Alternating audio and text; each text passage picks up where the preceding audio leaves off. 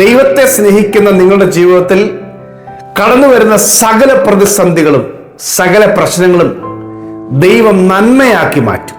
ഒരുപക്ഷെ നിങ്ങളെ തകർക്കുവാൻ പിശാചുണ്ടാക്കുന്ന, ശത്രു ഉണ്ടാക്കുന്ന, നിങ്ങളെ അപമാനിക്കുവാൻ അസൂയക്കാരുണ്ടാക്കുന്ന ഒരുപാട് തന്ത്രങ്ങൾ കാണും. പക്ഷെ നിങ്ങൾ ദൈവത്തെ സ്നേഹിക്കുന്നവരെങ്കിൽ, ദൈവത്തിന്റെ പ്രമാണത്തെ മുറുകെ പിടിക്കുന്നവരെങ്കിൽ, പ്രാർത്ഥിക്കുന്നവരെങ്കിൽ ആ പിശാചിന്റെ മുഴുവൻ തന്ത്രങ്ങളെയും നിങ്ങളുടെ ജീവിതത്തിന് ദൈവം അനുകൂലമാക്കും, നന്മയാക്കി മാറ്റും. ഹല്ലേലൂയ. ഇന്നത്തെ ശാലോം സന്ദേശത്തിൽ പരിശുദ്ധാത്മാവ് തരുന്ന ദൂത് അതാണ്. റോമാലേഖനം 8-ാം അധ്യായം 28-ാം വാക്യം. എന്നാൽ ദൈവത്തെ സ്നേഹിക്കുന്നവർക്ക്, നിർണയപ്രകാരം വിളിക്കപ്പെട്ടവർക്ക് തന്നെ സകലതും നന്മയ്ക്കായി കൂടി വ്യാപരിക്കും. എന്ത് പ്രതിസന്ധി ഉണ്ടെങ്കിലും, എന്ത് കഷ്ടതയുണ്ടെങ്കിലും, എന്ത് പ്രയാസമുണ്ടെങ്കിലും, ഏത് അപമാനവും അപവാദവും ഉണ്ടെങ്കിലും ദൈവത്തെ സ്നേഹിക്കുന്നവർക്ക് ദൈവം നന്മയ്ക്കാക്കി അതെല്ലാം മാറ്റും. ഹല്ലേലൂയ. ആമേൻ. ജീവിതത്തിൽ പ്രതീക്ഷിക്കാത്ത ഇടങ്ങളിൽ നിന്ന് നിന്ദകളും ചെയ്യാത്ത കാര്യങ്ങളെക്കുറിച്ച് അപവാദങ്ങളും ഒക്കെ പറഞ്ഞുണ്ടാക്കുമ്പോൾ തളർന്നു പോകാത്തവരായിട്ട് ആരും കാണുകയില്ല. തളർന്നു പോകും പെട്ടെന്ന്. പക്ഷേ ദൈവത്തിൽ ആശ്രയിക്കുന്ന ദൈവത്തിന്റെ മക്കളുണ്ടെങ്കിൽ അവരെയാണ് ദൈവം ബലപ്പെടുത്തുന്നത്. ഹല്ലേലൂയ. ഏറ്റവും അധികം ലോകത്തിൽ തെറ്റിദ്ധരിക്കപ്പെട്ട വ്യക്തി, തെറ്റിദ്ധരിക്കപ്പെടുവാൻ ശ്രമിച്ചത് യേശുക്രിസ്തുവിനെയാണ്. ഹല്ലേലൂയ. പക്ഷെ അതുകൊണ്ട് ഒരു കാര്യം ദൈവം ചെയ്തു. ലോകത്തിൽ ഏറ്റവും അധികം അംഗീകരിക്കപ്പെട്ട വ്യക്തിയും യേശുക്രിസ്തുവായി മാറി. ആമേൻ. എബ്രായലേഖനം 12-ാമത്തെ അധ്യായത്തിന്റെ 2-3 വാക്യങ്ങൾ എഴുതിയിട്ടുണ്ട്. 1-ാമത്തെ വാക്യം എഴുതിയിരിക്കുന്നത് വിശ്വാസത്തിന്റെ നായകനാണ് യേശു, പൂർത്തിവരുത്തുന്നവനാണ്. തന്റെ മുമ്പിൽ വെച്ചിരുന്ന സന്തോഷം ഓർത്തു അപമാനം അലക്ഷ്യമാക്കി ക്രൂശിനെ സഹിച്ചു ദൈവസിംഹാസനത്തിന്റെ വലതുഭാഗത്തിരുന്നു. തന്റെ മുമ്പിലും വലിയ സന്തോഷം ഓർത്തപ്പോൾ ചുറ്റുപാടുണ്ടായിരുന്ന അപമാനങ്ങളെയൊക്കെ അവൻ അലക്ഷ്യമാക്കിയപ്പോൾ ക്രൂശിനെ സഹിച്ചു ദൈവസിംഹാസനത്തിന്റെ വലതുഭാഗത്തിരുന്നു. നിങ്ങളുടെ ഉള്ളിൽ ക്ഷീണിച്ചു മടുക്കാതിരിക്കുവാൻ പാപികളാൽ തനിക്ക് നേരിട്ട ഇങ്ങനെയുള്ള വിരോധം സഹിച്ചവനെ നിങ്ങൾ ധ്യാനിച്ചുകൊള്ളുവിൻ. അതേ സഹോദരങ്ങളെ, തളർന്നു പോകരുത്, ഉള്ളിൽ ക്ഷീണിച്ചു പോകരുത്.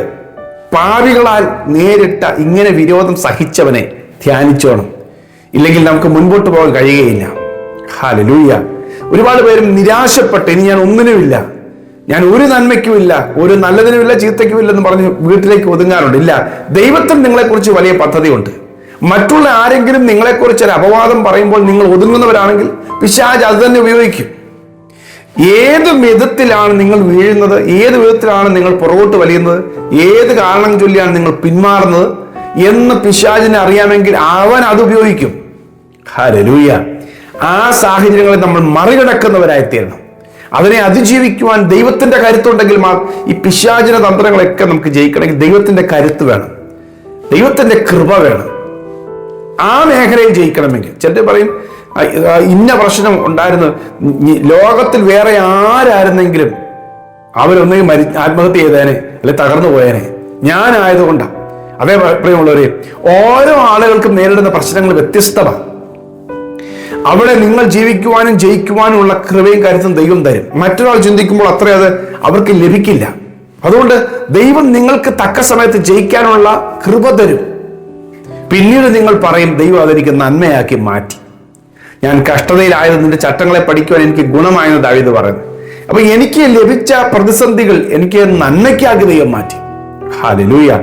ഫിലിപ്പിയ ലേഖനം 1-ാം അധ്യായത്തിന്റെ 8-9 വാക്യങ്ങൾ എഴുതിയിരിക്കുന്നത്, സഹോദരന്മാരെ, എനിക്ക് ഭവിച്ചത് സുവിശേഷത്തിന്റെ അഭിവൃദ്ധിക്ക് കാരണമായി തീർന്നു. എന്റെ ബന്ധനങ്ങൾ സുവിശേഷം അഭിവൃദ്ധിപ്പെടുവാൻ, ദൈവരാജ്യം അഭിവൃദ്ധിപ്പെടുവാൻ കാരണമായി തീർന്നു. ഹല്ലേലൂയ. അപ്പോസ്തലനായ പൗലോസ് മെലിത്ത ദ്വീപിൽ വന്നപ്പോൾ ആദ്യം കപ്പൽ തകർന്നിട്ടാണ് അവൻ മെലിത്ത ദ്വീപിലേക്ക് കയറുന്നത്.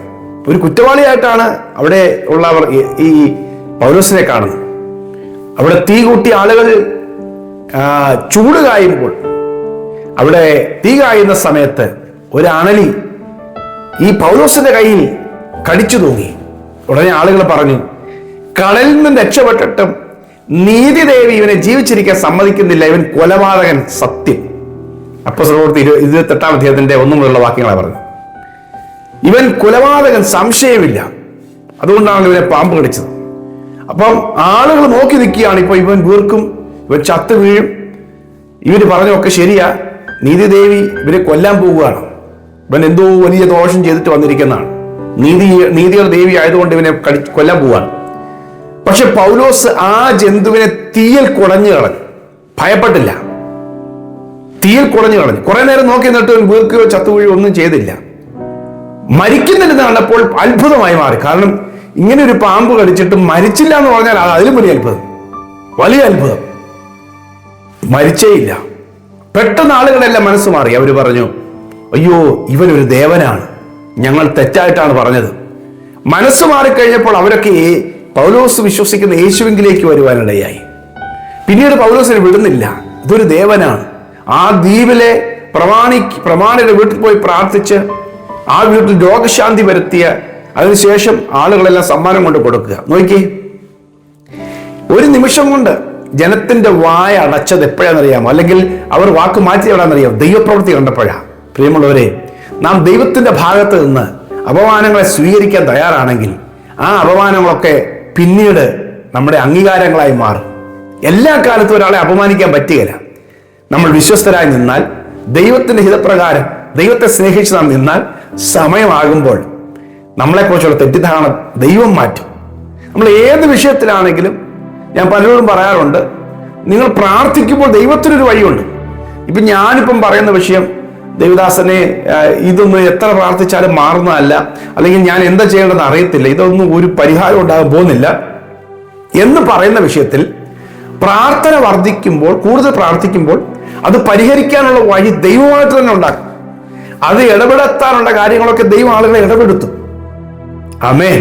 അപ്പൊ അതുകൊണ്ട് നിങ്ങളുടെ കുഞ്ഞുങ്ങളുടെ വിഷയത്തിൽ ഒത്തിരി പേര് കുഞ്ഞുങ്ങളുടെ വിഷയത്തിൽ വളരെയധികം എന്ത് ചെയ്യണമെന്നറിയാതെ പരിഹരിക്കാൻ പറ്റത്തില്ലല്ലോ, ഇനിയിപ്പോൾ ആ വിഷയം പരിഹരിക്കാൻ പറ്റത്തില്ല, കൈവിട്ടു പോയി എന്നൊക്കെ പറഞ്ഞ കേസില്ലേ, അതിലൊക്കെ ദൈവം മാറ്റും. പക്ഷെ പ്രാർത്ഥിക്കണം. പ്രാർത്ഥിക്കുന്ന ഒരു മാതാവുണ്ടെങ്കിൽ, പ്രാർത്ഥിക്കുന്ന ഒരു പിതാവുണ്ടെങ്കിൽ, ദൈവത്തിന്റെ നീതിക്ക് വേണ്ടി നിൽക്കുന്ന ഒരു പിതാവുണ്ടെങ്കിൽ ദൈവം ഇടപെടും. ദൈവം അവർക്ക് വേണ്ടി പ്രവർത്തിക്കും. ദൈവത്തിന്റെ നീതിക്ക് വേണ്ടി നിൽക്കുന്ന പ്രാർത്ഥിക്കുന്നവർക്ക് വേണ്ടി ദൈവം പ്രവർത്തിക്കുന്നില്ലേ, പിന്നെ ആർക്ക് വേണ്ടി ദൈവം പ്രവർത്തിക്കുന്നേ? തീർച്ചയായും ദൈവമോ രാപ്പകൽ തന്നോട് നിലവിളിക്കുന്ന തന്റെ വ്രതന്മാരുടെ കാര്യത്തിൽ പ്രതിക്രിയ നടത്തി രക്ഷിക്കും. വേഗത്തിൽ പ്രതിക്രിയ നടത്തി രക്ഷിക്കും. തിന്മയും ദോഷമൊക്കെ നന്മയാക്കി മാറ്റും. യോബ് അനുഭവിച്ച എല്ലാ തിന്മകളും, യോബ് നേരിട്ട എല്ലാ ശോധനകളും ദൈവം നന്മയ്ക്ക് വേണ്ടിയാക്കി മാറ്റി. ദോഷം വരുത്തിയില്ല. ഹല്ലേലൂയ. നഷ്ടങ്ങളെ ദൈവം ലാഭമാക്കി മാറ്റി. അതെ, ചില നഷ്ടങ്ങളൊക്കെ ജീവിതത്തിൽ അനുഭവിച്ചേക്കാം, ദൈവം അനുവദിച്ചു തരുന്നതും കാണുമായിരിക്കും. പക്ഷെ അതൊക്കെ നന്മയാക്കി മാറ്റാൻ ദൈവത്തിന് കഴിയും. ഹല്ലേലൂയ. ആമേൻ. യോസേഫ് പറയുന്നൊരു കാര്യമുണ്ട് തന്റെ സഹോദരന്മാരോട്. ഉൽപ്പത്തി 50:20 വാക്യത്തിൽ പറയുന്നുണ്ട്, നിങ്ങൾ എനിക്ക് നേരെ ദോഷം വിചാരിച്ചു, എന്നെ വിറ്റ് കളഞ്ഞു, പക്ഷേ ദൈവമോ ഇന്നുള്ളതുപോലെ ബഹുജനത്തിന് ഗുണമാക്കി മാറ്റി. അതെ പ്രിയമുള്ളവരെ, ദൈവത്തെ സ്നേഹിക്കുന്നവർക്ക്, നിർണയപ്രകാരം വിളിക്കപ്പെട്ടവർക്ക് തന്നെ സകലതും നന്മയ്ക്കായി കൂടി വ്യാപരിക്കും. ദൈവം നിങ്ങളുടെ ജീവിതത്തിനെ അങ്ങനെ ഉപയോഗിക്കാൻ പോവുകയാണ്. നിങ്ങളുടെ വീഴ്ചയും പരാജയം താഴ്ചയും ഒക്കെ കാണാൻ ആഗ്രഹിച്ചവരുടെ നടുവിൽ ദൈവം നിങ്ങളെ മാനിക്കും. ദൈവം നമുക്കുള്ള വഴികളെ തുറക്കും. എല്ലാ പ്രതിസന്ധികളും, നിങ്ങളെക്കുറിച്ച് അപമാനം പറഞ്ഞത്, അപവാദം പറഞ്ഞതൊക്കെ ദൈവം നന്മയാക്കി മാറ്റും. ഹല്ലേലൂയ. ആമേൻ. നിങ്ങളെ സ്നേഹിക്കുവാനും നിങ്ങളെ കരുതുവാനും അംഗീകരിക്കുവാനും ദൈവം കൂടുതൽ ആളുകളെ ഒരുക്കും. ദൈവം വിശ്വസ്തനാണ്. ഹല്ലേലൂയ. ഞാൻ നിങ്ങൾക്കൂടി പ്രാർത്ഥിക്കാം. പ്രിയ കർത്താവേ, അപ്പാ അവിടുന്ന് ഈ ലോകത്തിൽ അനുഭവിച്ച നിന്ദയും പരിഹാസങ്ങളും ഞങ്ങൾ അറിയുന്നു. അങ്ങയെ സേവിക്കുന്ന ഞങ്ങളുടെ ജീവിതത്തിലും പ്രതിസന്ധിയും അവമാനങ്ങളൊക്കെ കടന്നു വരുമ്പോൾ ദൈവം അത് നന്മയ്ക്കാക്കി മാറ്റുമെന്ന് ആ വചനം ഞങ്ങൾ സ്വീകരിക്കുക. ഈ വചനം കേൾക്കുന്ന എൻ്റെ പ്രിയ സഹോദരങ്ങളുടെ കുടുംബത്തിൽ, അവരുടെ ജീവിതത്തിൽ, അവരുടെ തലമുറയുടെ വിഷയത്തിൽ പരിഹാരമില്ലല്ലോ, ദോഷമായി എല്ലാം തീരുകയാണല്ലോ, എല്ലാം തകരുകയാണല്ലോ എന്ന് പറയുന്ന വിഷയത്തിലും ദൈവം ഇടപെട്ട് എല്ലാം നന്മയാക്കി മാറ്റേണ്ടതിനായി പ്രാർത്ഥിക്കുന്നു. ദോഷം ഭവിച്ചതും ദൈവം നന്മയാക്കി മാറ്റണം. പിശാച് കൊണ്ടിരുന്ന തന്ത്രങ്ങളും ദൈവം നന്മയാക്കി മാറ്റണമേ. യേശുവിന്റെ നാമത്തിൽ ഒരു ദൈവപ്രവൃത്തി കർത്താവ് മക്കൾക്ക് വേണ്ടി വെളിപ്പെടുത്താൻ പ്രാർത്ഥിക്കുന്നു. കർത്താവ് അത്ഭുതം ചെയ്യണം. ഞാൻ അനുഗ്രഹിച്ച് പ്രാർത്ഥിക്കുന്നു യേശുവിൻ നാമത്തിൽ തന്നെ. ആമേൻ, ആമേൻ, ആമേൻ. സകലതും നന്മയ്ക്കായി കൂടി വ്യാപരിക്കും. കർത്താവിനെ മുറുകെ പിടിച്ചുകൊള്ളുക. സന്ദേശം കുറെ പേർക്ക് ഷെയർ ചെയ്യണം. God bless you. Have A blessed day.